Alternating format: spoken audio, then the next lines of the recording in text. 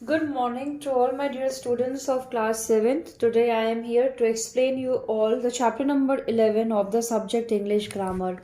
In today's class I am going to explain you the chapter subject verb agreement. Subject verb agreement. Now before starting this chapter we have to understand what is subject and what is verb. Whenever we write a sentence, जब भी हम किसी sentence को लिखते हैं, sentence क्या होता है? A group of words which makes a complete sense. और सेंटेंस में हमेशा बेसिकली सब्जेक्ट और वर्ब जरूर होना चाहिए, आपका एडजेक्टिव हो या ना हो. ठीक है, चलिए, सॉरी एडजेक्टिव नहीं, ऑब्जेक्ट हो चाहे ना हो. जैसे मैंने यहां पे लिखा कुणाल इज राइटिंग. ओके, ये एक सेंटेंस है जिसमें Kunal is a subject, is helping verb and writing is main verb. अब सब्जेक्ट कुणाल कैसे है तो आप ये समझिए, noun and pronoun are subjects. और वर्ब क्या होते हैं? वर्ब आर एक्शन वर्ड्स जो हमें बताते हैं कि सब्जेक्ट क्या कर रहा है. ठीक है, तो कुणाल क्या कर रहा है? लिख रहा है. इस मेन वर्ब के पहले जो शब्द आता है उसे हम हेल्पिंग वर्ब्स कहते हैं. ठीक है, चलिए अब स्टार्ट करते हैं. A finite verb in a sentence must always agree with its subject, number and person. When the subject is singular, the verb must be singular. ये सिंपल सा कह रहा है कि अगर सब्जेक्ट सिंगुलर में है तो वर्ब भी सिंगुलर में ही होना चाहिए. When the subject is plural, the verb must be plural. उसी तरीके से अगर सब्जेक्ट प्लूरल में है तो वर्ब भी प्लूरल में होना चाहिए. जैसे अगर यहाँ पे सब्जेक्ट कुणाल है तो यहाँ इज ही लगेगा. अगर यहाँ पे मैं प्लूरल लिख दूंगी, जैसे दे मैंने लिख दिया, तो दे के बाद आर हो जाएगा वर्ब. तो अगर सब्जेक्ट सिंगुलर तो वर्ब भी सिंगुलर, सब्जेक्ट प्लूरल तो वर्ब भी plural. Singular subjects that look plural. अब हम यहाँ पे कुछ सब्जेक्ट्स या कुछ नाम ऐसे पढ़ेंगे जिनको हमें पढ़ के तो लगता है कि ये सिंगल है, बट एक्चुअली में वो क्या होते हैं, सॉरी, जिन्हें हमें पढ़ के लगता है कि वो प्लूरल है, यानी दो या दो से अधिक है, लेकिन होते एक ही हैं. जैसे मैंने बोला मैथमेटिक्स, इकोनॉमिक्स, लास्ट में एस लगा है. ज्यादातर हम लास्ट में एस उन शब्दों में लगाते हैं जो प्लूरल होते हैं, लेकिन ये एक ही सब्जेक्ट है. ठीक है, पढ़ते हैं हम आगे. There are certain nouns which end in s and look plural, but they are singular in number. They take singular verbs. तो ऐसे वर्ड्स के साथ जो वर्ब्स जाएंगे वो सिंगुलर ही जाएंगे. जैसे this news is so good that it can not be false. तो दिस न्यूज के साथ इज ही लगा है. क्यों? क्योंकि न्यूज में लास्ट में एस जरूर है, बट ये एक सिंगुलर चीज है. अकाउंट्स सब्जेक्ट का नाम, इसीलिए is. Measles is common among children. Measles क्या होता है? मीजल्स जो जुएं होती हैं सिर पे, उसको कहते हैं. Fourth, electronics is a branch of physics. आप देख सकते हैं यहाँ पे मौजूद सारे शब्दों में, सारे सब्जेक्ट्स में क्या है? एस लगा हुआ है, लेकिन ये एक्चुअली में सिंगुलर है, इसीलिए इसके साथ वर्ब भी सिंगुलर लगा है. Next, when a proper noun is plural in form but stands for one subject, it takes a singular verb. इसी तरीके से कह रहा है, जब हम प्रॉपर नाउन की बात करते हैं और वो प्लूरल में होता है बट एक ही सब्जेक्ट के लिए होता है, तो भी वर्ब हम सिंगुलर ही लगाते हैं. जैसे number 1, Nair and son is a famous book shop in Begum Bagh.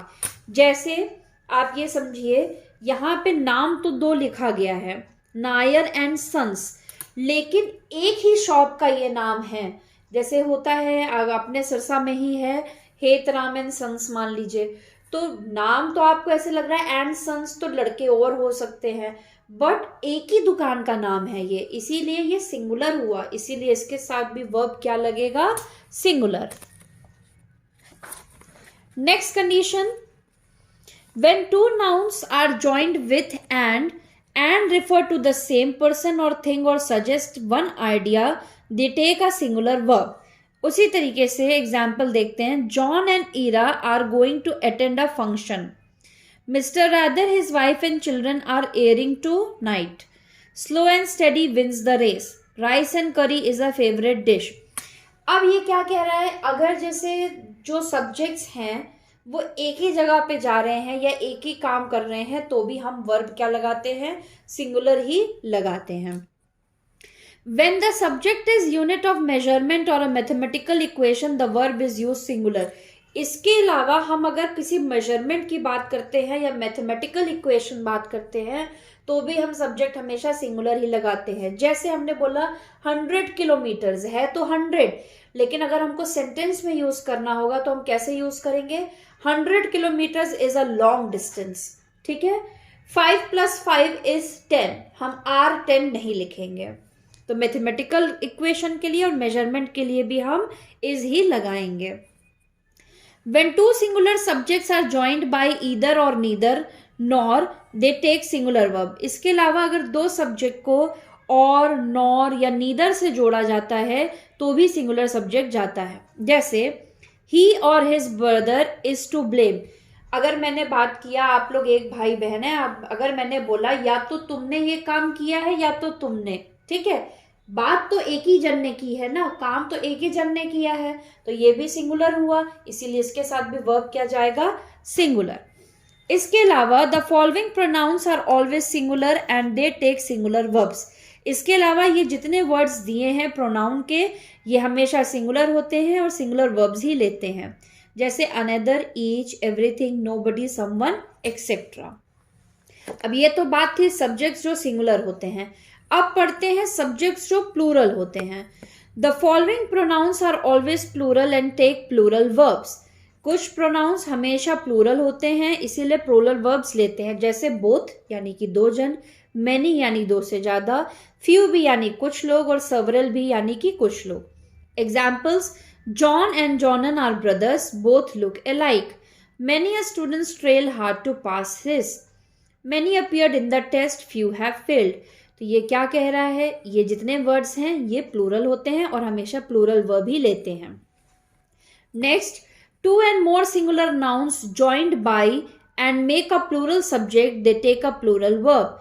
जैसे क्या कह रहा है, दो सिंगुलर नाउन्स को अगर हम जोड़ेंगे तो हम कैसे बात करेंगे. जैसे Jacob and Joseph are coming, तो दो लोग आ रहे हैं ना, तो प्लूरल हो गया.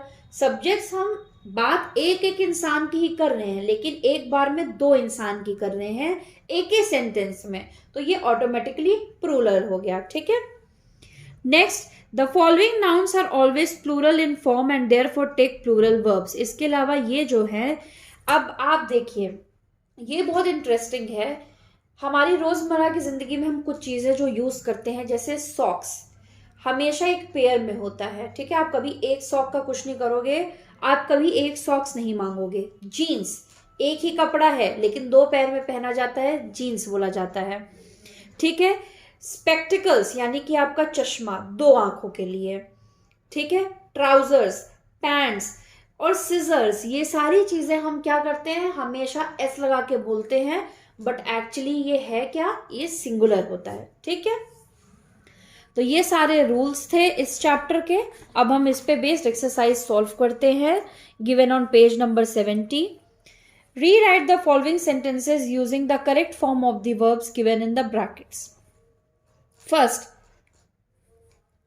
50 rupees dash a big amount for him. हमने अभी पढ़ा था मैथमेटिकल कैलकुलेशन और मेजरमेंट के लिए हम हमेशा सिंगुलर वर्ब यूज करते हैं, तो यहां क्या लगेगा, इस.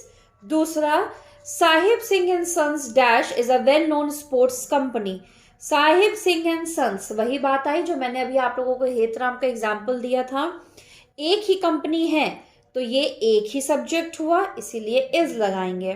थर्ड, राइस एंड करी डैश इजी टू कुक. हम यहाँ पे बात क्या कर रहे हैं, राइस और करी की, जिसको हम एक ही साथ खाएंगे. राइट. आप राइस अलग या करी अलग नहीं खाओगे. करेक्ट. तो यहां भी हम इज लगाएंगे. Sons and lovers dash a famous English novel. नाम तो सन्स एंड लवर्स है, लेकिन एक ही नॉवेल, एक ही बुक के बारे में बात हो रही है, इसीलिए is. Next, Gulliver's Travels dash written by Jonathan Swift. Gulliver's Travels एक बुक का नाम है, किसने लिखी थी? जोनाथन स्विफ्ट ने, इसीलिए वॉज लगेगा, वर नहीं लगेगा। Next, 15 days is a very short period. मैंने अभी आपको समझाया था मेजरमेंट, मैथमेटिकल कैलकुलेशंस और इस तरीके की हम जब भी बात करते हैं तो हमेशा हम सिंगुलर वर्ब ही लेते हैं। Next, all is fair in love and war. Next, neither of them have done the sum। Ninth, each of thieves is sent to jail. Each के साथ हमने यहाँ पे पढ़ा था, कुछ शब्द के साथ हमेशा सिंगुलर वर्ब ही जाता है, और ईच भी उन्हीं शब्दों में आता है जो ये यहाँ पर टेबल दिया है, मैं उसकी बात कर रही हूँ। ठीक है, तो ये हमारा चैप्टर कंप्लीट होता है आज, subject verb agreement, chapter number 11। In your copies you will write this heading subject verb agreement and this definition. इसके अलावा जो ये एक्सरसाइज दी हुई है, 1 सेकेंड, इसके अलावा ये जितने रूल्स दिए हुए हैं, पहली हेडिंग आप डालेंगे subjects that look plural, singular subjects that look plural. जितने रूल्स दिए हैं सबको लिखेंगे विथ 1 एग्जाम्पल्स ईच। ये पूरा रूल 1 एग्जाम्पल, पूरा रूल ये 1 एग्जाम्पल। ऐसे यहाँ पे जितने रूल्स दिए हैं ये आप लोग अपनी कॉपी में लिखेंगे, टोटल 6 हैं। फिर सब्जेक्ट विच आर प्लूरल, इसके भी तीनों रूल्स विथ 1 एग्जाम्पल्स ईच। ये काम आप अपनी कॉपी में करेंगे, एक्सरसाइज को बुक में ही सॉल्व करेंगे। So that's it for the today's class. Thank you very much.